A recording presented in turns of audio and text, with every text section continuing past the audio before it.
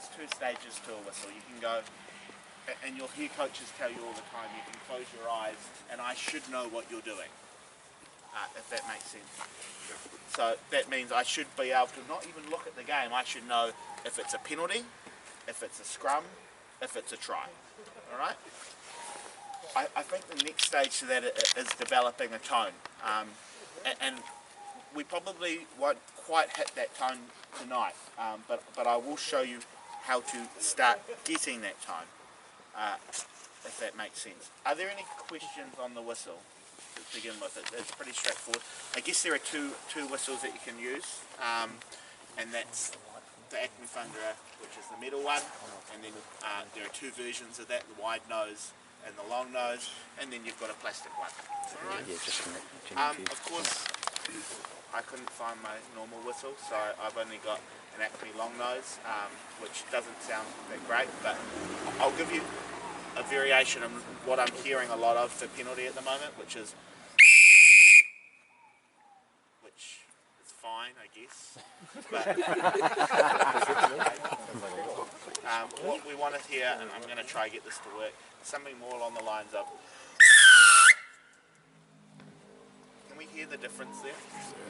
Yeah. So automatically, when I show up and see a referee or a referee act, if I go like this, high tackle. Yeah, players may stop. They might go through the motions of listening to you. But automatically, what I have to do as a referee, if I'm not happy with a situation, if I do that, here's my foul play. I have to sell my signals. I have to sell me a lot harder. I have to come in and go, "You've done this. I'm really unhappy." When I can go like this, already my whistle's done that for me. My tone's done that for me. That means I can come out, "Hey guys, high tackle, not tolerating that." I don't have to raise my voice. I don't have to be over-exaggerated on my signals. Alright? So I guess what we'll do is we'll start shaming people. And we're all going to have a go at that. And I can guarantee by the end of tonight that our whistles are going to be better for it. Hey, some of you may already have this down. I get that. But Lathan, you're up first. Are you not giving any tips first, Cody? No, I just want to hear them first. Oh, yeah. Yep. Alex.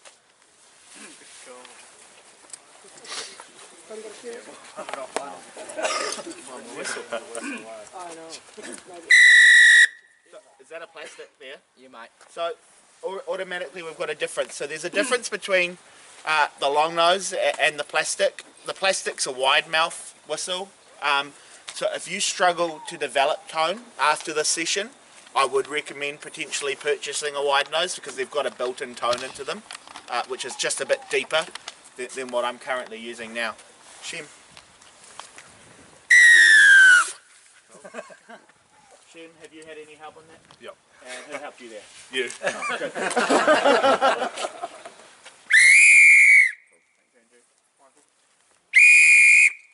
I've got a whistle. Cool. Get that. David? I didn't get the email. Well, you're not in the JSLC. Cool. David? No email. Dion? Peter, you I didn't bring mine. Yeah, no. sorry. Gordon? Amon? Cool. No Joel? No. Pass. So Rod's using a completely different type of whistle again, so he's got a grip on his. It's got a grip, but it's still an Acme Thunderer, so I don't know how Yeah, it compares with the it's other. going to be very hard to manipulate it, that's all. That's alright. Nice. There's the shame. Give him another go. Give it another go. So that's a really good example of what just happened. Essentially what happens is, what we do, there's basically there's a few ways we control the whistle. The most important one is actually breath. And it's the one we get wrong the most, essentially. What we do as referees, we're running along trying to keep up, and then we rush the whole process, if that makes sense. We're running, we're out of breath already, and then we try and go, yeah. I didn't used to have this problem, I seem to have it more and more. What exactly? And fitness. So what I would suggest is, as referees, touch does this really well. If you've ever ref touch, they'll see an infringement, they'll actually go to the mark and they'll position themselves, touch referees, and they'll blow it up once they're in position. As referees at rugby, for whatever reason, because it's always been done that way and whistle wasn't so important, we rush that and we want to do it straight away. What I would say to you, what's the difference if we blow that penalty now or in 3 seconds? Potentially, okay, foul play may be slightly different, but I'm going to argue nothing. 9 out of 10 times nothing. So what I would say is, instead of rushing that decision and trying to get that whistle out, have we trapped you, Rog? Yeah, sure. What I would say to us is let's just slow that down. Let's just take those 3 seconds and take that breath. Because essentially the breath is going to dictate what we do with the whistle. Alright? So the first thing I'm doing, so I'll talk you through what I'm doing with my whistle. I'm literally breathing. And I'm holding that breath, because what I'm doing when I take that breath in is I call it punching the whistle. I'm going, I'm expelling that breath into the whistle. So it really is important that we take that breath. If I'm not taking that breath, here's my other tone. Automatically I'm losing the power. Alright? If I don't have breath in my lungs, I can't push it through the whistle. Now you'll hear that deeper tone I get. That's because I've started covering the sides. So there's 2 things that are going to give me that tone. One is how far I'm putting the whistle in my mouth. Alright? So you'll have to play around with this. This isn't going to, I'm not expecting you to suddenly be able to get it bang on. It's a lot of trial and error. But it's how far I'm putting it in. So for me, the whistle's going about, if we use that whole length, it's going about 3/4 in. Alright? I am also covering the sides. And there is no right or wrong way to do this. Alright? So you'll see me with my finger on my nose. You don't have to do that. All you do need to do is cover the sides of the whistle. Alright?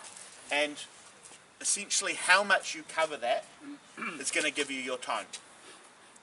Does that make sense? So if I go too much cover,